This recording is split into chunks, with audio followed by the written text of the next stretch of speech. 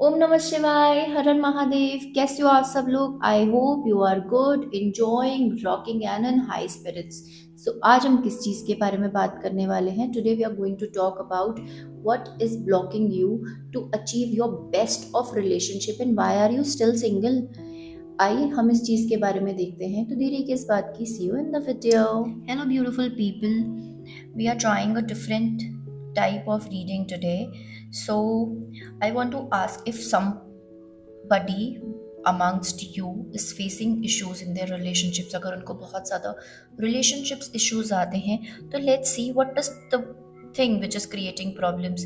आप अगर relationship में नहीं आ पा रहे हैं, आपके relationship continuously fail कर रहे हैं किसी तरह से, तो what is the issue which you are facing? So let's try and see. First card. Okay, you are not being you यार. That is the problem with you.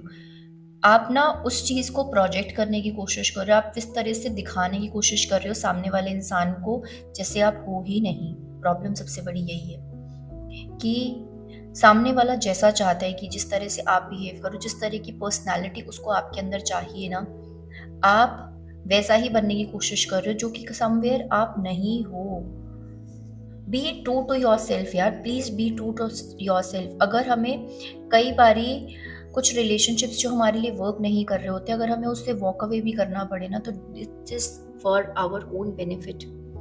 And sometimes what happens with you is कि कई बारी ना, क्योंकि आपको लगता है कि समवेयर द सामने वाला पर्सन इज टू फेसेड और you are not being happy with this relationship, so you tend to walk away very easily. You don't feel like working on the relationship, but you believe that it is easier for you to walk away rather than just sitting with them and having conversations one on one with them, because it becomes very challenging for you to go and talk to them in some way.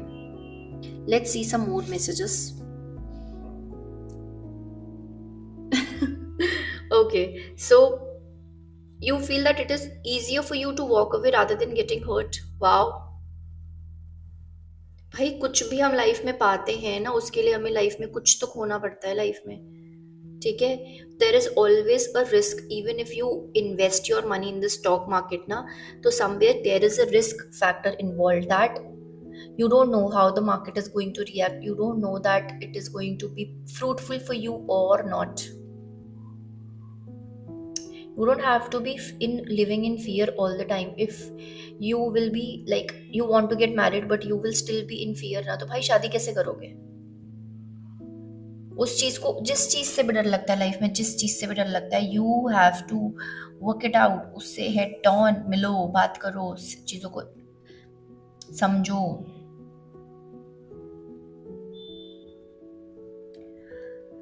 Also problem मैंने यही बोला ना, commitment is the issue. कई बारी ना आप इतने relationship से डरते हो, इतनी सारी चीज़ें दिमाग में चल रही होती हैं कि you get afraid of the fact that what is going to happen in later future. क्या होगा अगर मैंने इसे हाँ नहीं की? क्या होगा अगर मैंने इससे हाँ कर दी? तो please stop living in the past और living in the future altogether. Just live in the present moment. Take a leap of faith. Everything which comes in your life is always risky. Cycle चलाते हो, ठीक है, पता होता है कि अगर आप ये सिर्फ यही सोचोगे सिर्फ मैं हमेशा घर में ही साइकिल चलाऊंगा या चलाऊंगी ताकि मेरे कभी एक्सीडेंट्स ना हो, तो ऐसे तो कभी आप रोड पे जा ही नहीं पाओगे। If you will always live in the fear of getting hurt somewhere, so you will never get committed. इस तरह से तो चीजें और परेशान करेंगी ना आपको। You have to meet people, you have to greet people, you have to go out of your comfort zone, so you will get something in life, right guys? So this was the message for you कि आप क्यों ऐसा feel करते हो कि you are being single for long period of time and the relationships are not working around you. That is the reason. This is the reason you are not being you. You easily walk away. आप ना बातें नहीं करते हो सामने वाले से, communicate नहीं करते हो। You are always afraid of getting hurt. आप हमेशा डरते हो इस चीज़ से कि अगर मैं हर्ट हुआ तो, या अगर मैं हर्ट हुई तो उसने मुझे हर्ट किया तो, या समहाउ अगर मैंने कुछ ऐसा कर दिया जिसकी वजह से सामने वाला हर्ट हो गया, फिर दिस इज द रीजन कि you are afraid of getting into a relationship. This is why your relationship does not work. मिलो भाई लोगों से, जब तक लोगों से मिलोगे नहीं, लोगों को जानोगे नहीं, अपने कंफर्ट जोन से बाहर नहीं आओगे, how you are going to get into a relationship which is going to be maybe very beautiful in future, right? So guys, this was the message for you. I hope you resonated with this message, and if you resonated with the message, then do mention me in the comment section. मैं सारे के सारे comments पढ़ती हूँ और मैं literally सारे comments पे जवाब भी देती हूँ. I feel very very happy when you guys contact me. मेरे लिए मेरी community is very very important. So guys, this was your reading.